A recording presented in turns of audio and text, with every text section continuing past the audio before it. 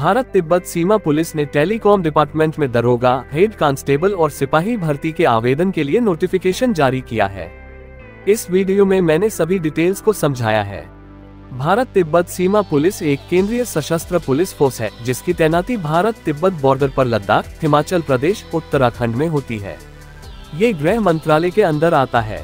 इसमें telecom department में दरोगा, हेड कांस्टेबल और सिपाही की कुल 526 रिक्तियों के लिए नोटिफिकेशन जारी किया गया है, जिसके आवेदन की अंतिम तिथि 14 दिसंबर है।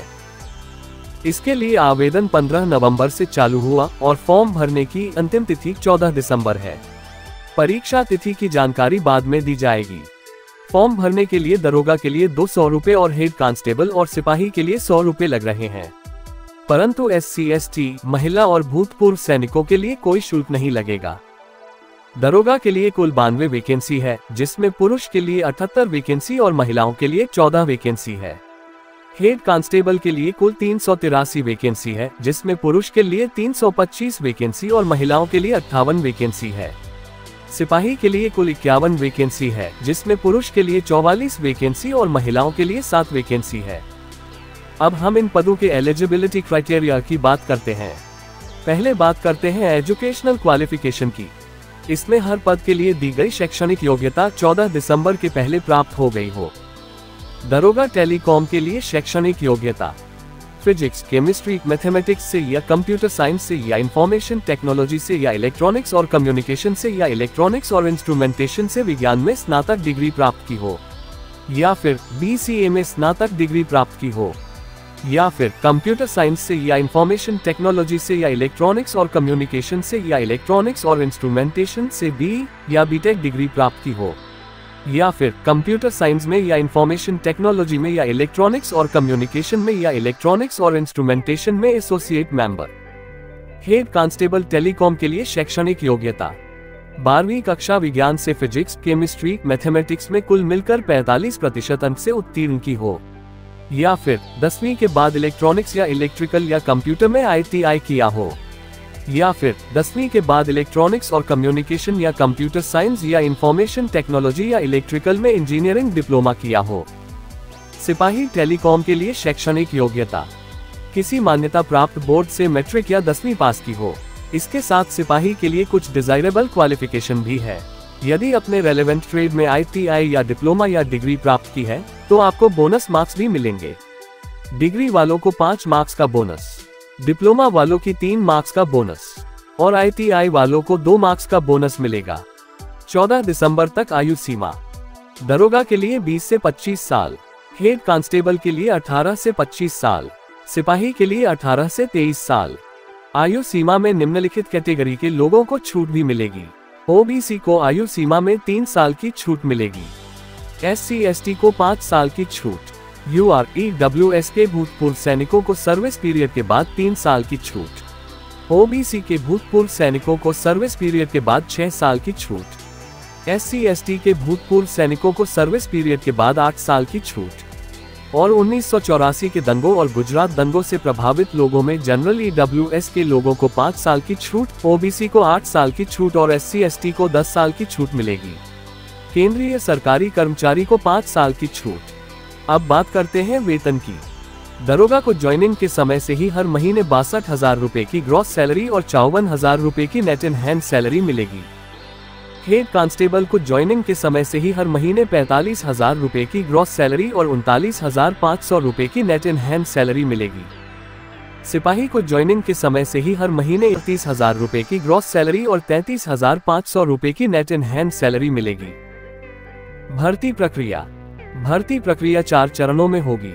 पहला फेज 1 पेट और PST, दूसरा फेज 2 लिखित परीक्षा, तीसरा फेज 3 ओरिजिनल डॉक्यूमेंट्स का सत्यापन और चौथा फेज 4 मेरिट लिस्ट और मेडिकल टेस्ट। फेज 1 परीक्षा में पहले फिजिकल एफिशिएंसी टेस्ट होगा, जिसमें पुरुष दरोगा के लिए 16 सेकंड में 100 मीटर की रेस और 7.5 मिनट में 1.6 किलोमीटर की रेस होगी। महिला दरोगा के लिए 18 सेकंड में 100 मीटर की रेस और 4 मिनट 45 सेकंड में 800 मीटर की रेस होगी। पुरुष हेड कांस्टेबल और सिपाही के लिए 7.5 मिनट में 1.6 किलोमीटर की रेस, 3 चांस में 11 फीट लॉन्ग जंप और 3 चांस में 3.5 फीट हाई जंप होगा। महिला हेड कांस्टेबल और सिपाही के लिए 4 मिनट 45 सेकंड में 800 मीटर की रेस, 3 चांस में 9 फीट लॉन्ग जंप और 3 चांस में 3 फीट हाई जंप होगा। इसके बाद फिजिकल स्टैंडर्ड टेस्ट होगा, जिसमें शरीर का माप लिया जाएगा। इसमें तीनों पदों के लिए सभी पुरुषों की लंबाई 170 सेंटीमीटर से ज्यादा होनी चाहिए और महिलाओं की लंबाई 157 सेंटीमीटर से अधिक होनी चाहिए। पुरुषों के लिए छाती का माप भी लिया जाएगा, जिसमें बिना फुलाए सीना 80 सेंटीमीटर का होना चाहिए और फुलाने के बाद 85 सेंटीमीटर का होना चाहिए। हालांकि SC/ST के छात्रों को हाइट और छाती में थोड़ी छूट मिलेगी। पुरुषों की 162.5 और महिलाओं की 150 सेंटीमीटर लंबाई चाहिए होगी और दरोगा में SC/ST पुरुषों की छाती बिना फुलाए 77 और फुलाने के बाद 82 सेंटीमीटर होनी चाहिए।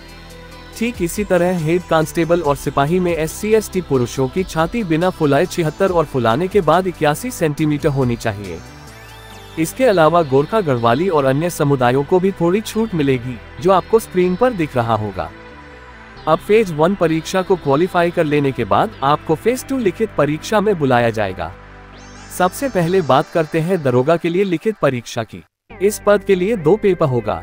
पहले पेपर में 100 प्रश्न इंग्लिश, रीजनिंग और GK से होगा, जिनका कुल अंक 100 अंक होगा और 2 घंटे में संचालित होगा। दूसरे पेपर में भी 100 प्रश्न होगा, जो physics, chemistry, mathematics, electronics, communication, information technology, computer science, electrical और इंस्ट्रूमेंटेशन से होगा और 2 घंटे में संचालित होगा। इन दोनों पेपर में नेगेटिव मार्कन नहीं होगा। अब बात करते हैं हेड कांस्टेबल के लिए लिखित परीक्षा की। इस पद के लिए सिर्फ एक ही पेपर होगा। ये पेपर 100 प्रश्न और 100 अंक का होगा, जिसमें इंग्लिश या Hindi, GK, reasoning, physics, chemistry, mathematics से सवाल होंगे और यह पेपर 2 घंटे में संचालित होगा। इसमें भी निगेटिव मार्कन नहीं है। अब बात करते हैं सिपाही के लिए लिखित परीक्षा की। इस पद के लिए भी सिर्फ एक ही पेपर होगा।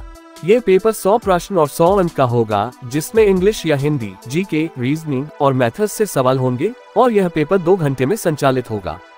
इसमें भी निगेटिव मार्कन नहीं है। सभी पदों के लिए न्यूनतम आपको 35% मार्क्स लाना ही होगा, तभी आप इसे क्वालिफाई कर पाएंगे।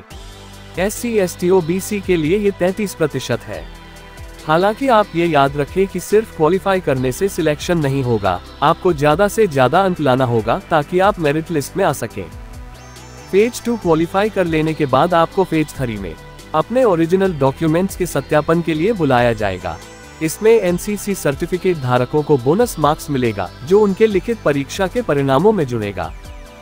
C सर्टिफिकेट वालों को 5 अंक का बोनस, B सर्टिफिकेट वालों को 3 अंक का बोनस, A सर्टिफिकेट वालों को 2 अंक का बोनस मिलेगा। हालांकि याद रहे, ये बोनस तभी मिलेगा जब आपने अपने ऑनलाइन फॉर्म भरते समय इसकी जानकारी दी हो और डॉक्यूमेंट वेरिफिकेशन के समय इसका सत्यापन कराया हो। इसके बाद फेज 4 में लिखित परीक्षा के आधार पर मेरिट लिस्ट जारी किया जाएगा। इसमें नाम आने के बाद आपके पूरे शरीर का डिटेल्ड मेडिकल एग्जामिनेशन DME में जांच किया जाएगा।